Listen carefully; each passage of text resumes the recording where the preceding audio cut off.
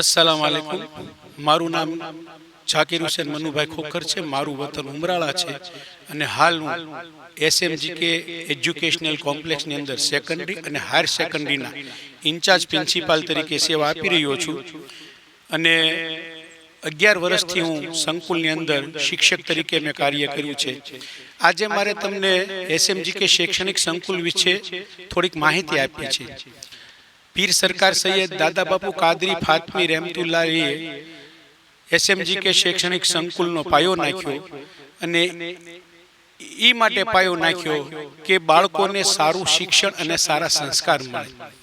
આજે એસએમજીકે શૈક્ષણિક સંકુલે બાપુની દુઆથી અને પીર સરકાર મુનીર બાપુના દુઆથી એટલી બધી પ્રગતિ કરી છે કે 2024 અને 25નું જે એસએસસી અને એચએસસી ગુજરાતી માધ્યમ અને અંગ્રેજી માધ્યમ અને સાયન્સનું જે રિઝલ્ટ આવ્યું એમાં અમારે એસએમજીકે શૈક્ષણિક સંકુલના વિદ્યાર્થી અને વિદ્યાર્થીનીઓ જે ઝળહળતા માર્ક લાવ્યા, જે ટકાવારી લાવ્યા એની હું તમને વાત કરીશ। તો એમાં 10મા ધોરણમાં છે ખોખર સાનિયા ઝાકીર હુસૈન, જે 97.52 PR અને 92% લાવી A1 ગ્રેડ મેળવ્યો છે। પછી છે મેમણ સગીર અહેમદ, એના છે 88.66 PR। ગાહ Sarfaraz Dadubhai 83.79 PR। Ajmeri Mohammad Rehan Rafikbhai 81.82 PR। Jadav Amreen Arifbhai 81.33 PR। Pathan તમન્ના હનીફભાઈ 79.78 PR। હિંગોરજા સાનિયા અબ્દુલ ગફ્ફારભાઈ 79.82 PR। દલ મહેક ઇકબાલભાઈ 75.25 PR। ગોંડલિયા ઇશરત જુનદભાઈ 71.70 PR।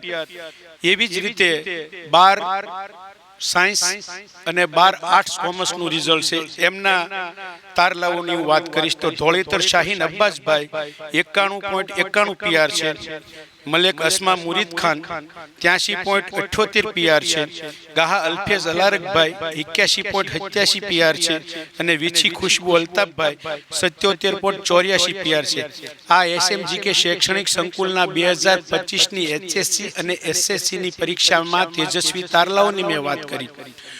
તો આના માધ્યમથી હું આપને કહેવા માંગુ છું કે આપ અમારી એસએમજીકે શૈક્ષણિક સંકુલની એકવાર અવશ્ય મુલાકાત લ્યો અને એની અંદર જે અલગ અલગ વિભાગ આલે છે જેમ કે આર્ટ્સ, કોમર્સ કોલેજ ઇન્શાલ્લાહ આવી જશે, સાયન્સ કોલેજ કાર્યરત છે અને કેજી થી લઈ અને 12 ધોરણ ગુજરાતી માધ્યમ, અંગ્રેજી માધ્યમ, ગર્લ્સ અને બોયઝ અને આઈટીઆઈ પણ છે।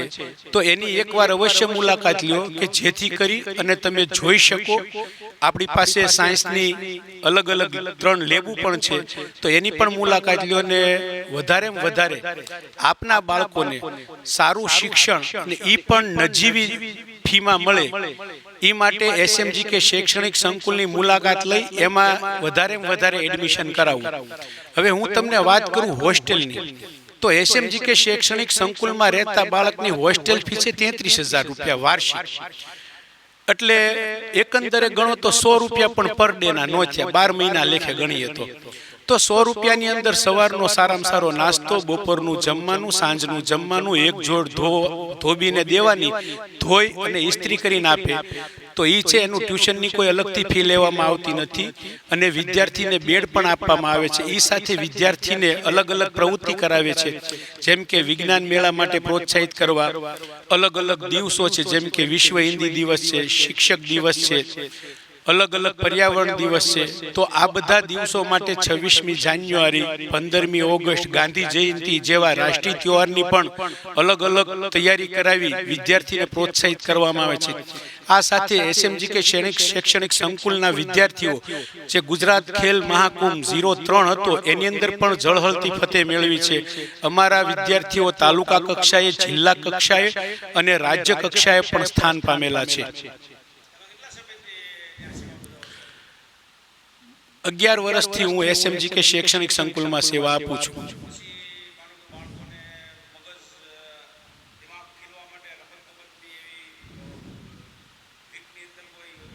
જી જી દર અઠવાડિયે એટલે કે શનિવારે એમપીટી છે, એ સિવાય બાળકોની સ્કિલ ડેવલપિંગ, પોતાની પાસે રહેલું હુનર ખીલવવા માટે અઠવાડિયામાં ચિત્ર સ્પર્ધા છે, પછી ગણિતની ક્વિઝ સ્પર્ધા છે, પ્રશ્નોત્તરી છે. એ સિવાય નાના બાળકો માટે અલગ પ્રકારની રમત જેમ કે લીંબુ ચમચી છે, લાંબી દોડ છે, લાંબી કૂદ છે. એ સિવાય ક્રિકેટ છે.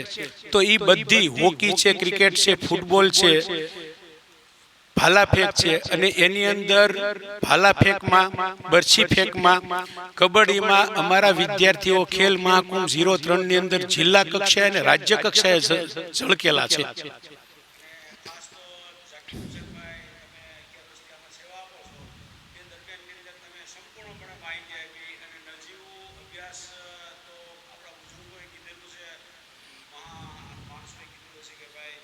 શિક્ષણ પ્રાપ્તિ માટે શિન સુધી તમે જાઓ, શિક્ષણ તમે પ્રાપ્તિ કરો. તો શિક્ષણ પ્રાપ્તિ માટે સાવરકુંડલાની અંદર મહુવા રોડ ઉપર સંકુલ દાદા બાપુ સરકાર હુકુમતના નિગરાની અંદર જ્યારે સ્થાપના થઈ અને જ્યારે હાલ દાદા બાપુ સરકાર તેઓ અલ્લાહને પ્યારા થઈ ગયા છે, તેઓ થઈ ગયેલા ગણાય. તો હવે એના જાણીશે મુનીર દાદા, મુનીર બાપુની નિગરાની અંદર ચાલે છે. તમામ બાળકો પોતાના વાલીઓની કમી નથી દેખાવા દેવા એવો શિક્ષણ ગણ છે.